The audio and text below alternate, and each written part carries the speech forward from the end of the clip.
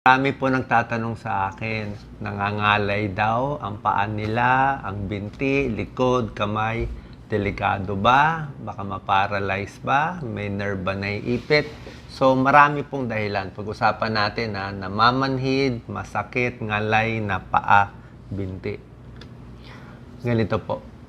Maraming dahilan ang pangingimay, nangangalay, parang namamanhid, parang may tumutusok-tusok sa katawan. Pagdating sa paa, meron tayo tinatawag na peripheral neuropathy. Ito naramdaman, manhid, parang malamig o mainit, parang nangingimay, parang may langgam na naglalakad, very sensitive, parang may sharp, parang iba yung pakiramdam. Okay? Kadalasan po pag ganito, nerve ang problema. Nerve, kulay puti yon. Pag peripheral neuropathy, ano yung mga cause? Maraming dahilan. Ang isa dito, diabetes. Kailangan magpa-check kayo ng blood sugar. Kung diabetic kayo for many years, tapos namamanhid, diabetes ang cause. So, gagamutin ng diabetes, kailangan makontrol blood sugar, alam niyo na yung mga pagkain bawal at iingatan natin. Ngayon, pwede rin peripheral neuropathy, nerve problem, kung may edad. Pag tumatanda, may edad, minsan parang nasisira din yung nerve. Pwede rin, baka kulang ka sa vitamins. Pwede rin na merong mga nerve na sakit. Merong mga ilang sakit sa nerve na nagkukos din na mamanhid, paa at kamay. So, hinahanap natin yung cause.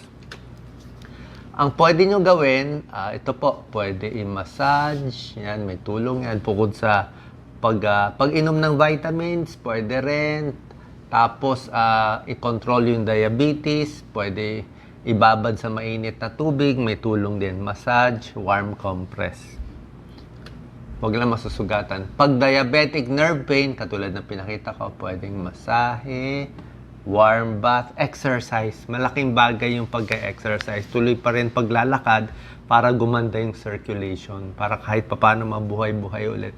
Pero pag diabetic, kailangan control ang diabetes. Mababa ang blood sugar. Dapat almost within normal.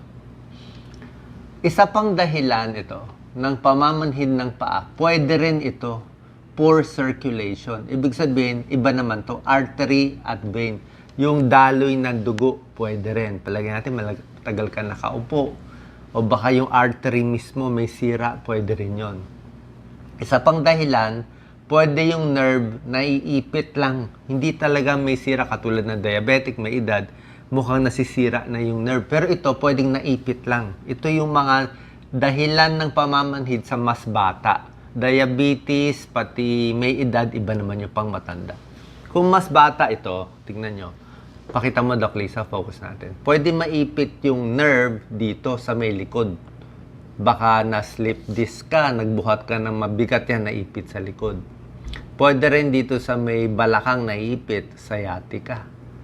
O pwede lumbar problem. Ang naramdaman niya, banda rito ang manhid. Ayan. Minsan humihina pa yung muscles mo dito, namamanhid itong hita. Minsan harap ng hita, pati tuhod, minsan sumasakit. Pwedeng naiipit ang likod. So nakita niyo maraming dahilan. So hahanapin natin. Pag sciatica, this is very common.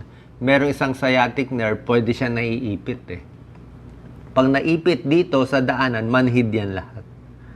Manhid, mahina dito sa may side. Ito po ang gagawin mong exercise. Kung sciatica ang problema, tulad na sinabi ko, pag diabetes, control yung diabetes, exercise, sa may edad, ganun din.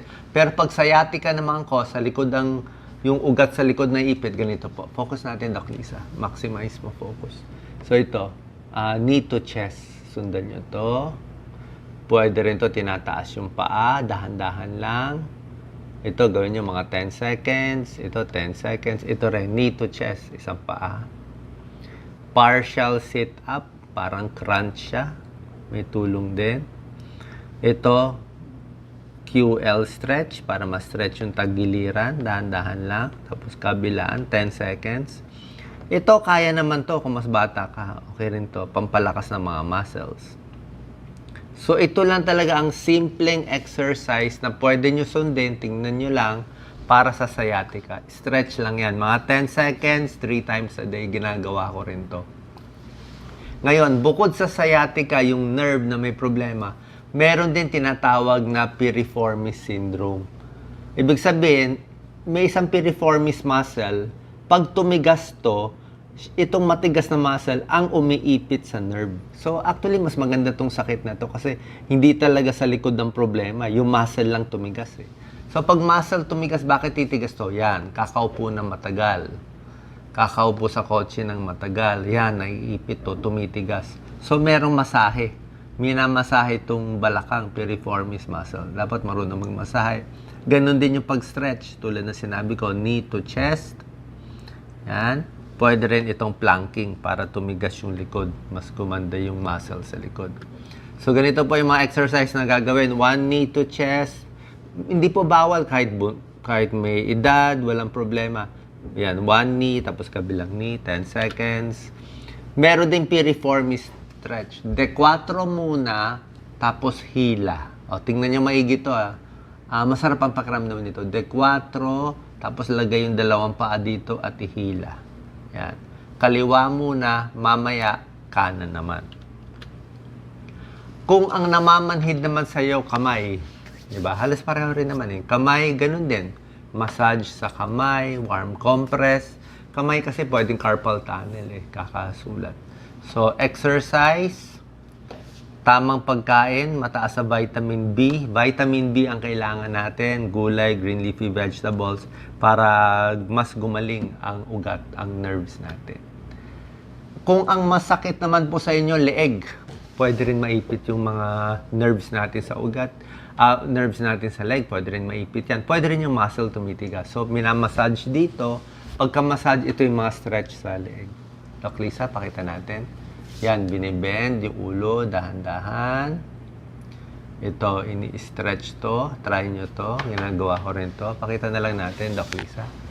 So, ganito. Ini-stretch kong ganito. Ayan, no? Masarap to. Yan, para sa leeg yan. Kabilaan. 10 seconds. Binibilisan ko lang. Tapos dito. Ayan, no? Isang ganyan, isang pataas. Para to sa shoulder and neck. 10 seconds. Tapos may ganito tayo. Tapos taas.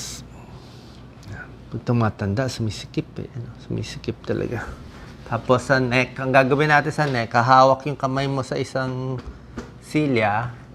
Dito lang, taas lang. Tapos i-stretch mo pa ganito. Yan.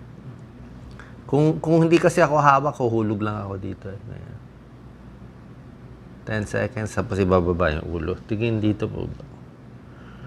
Na-stretch po to, trapezius.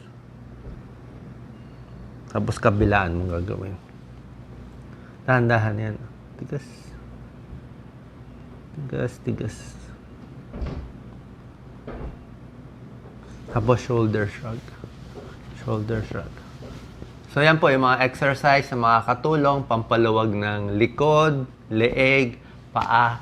So maraming dahilan, hahanapin natin. Pag nalaman nyo na kung diabetes ba, old age ba, sciatica ba, piriformis ba, pag nahanap na natin, sundin natin mga exercise, massage at tamang pagkain. Saan po makatulong to? Pag hindi gumaling sa ganitong mga home remedies, papacheck po tayo sa inyong rehab medicine doctor para mas makasigurado. God bless po.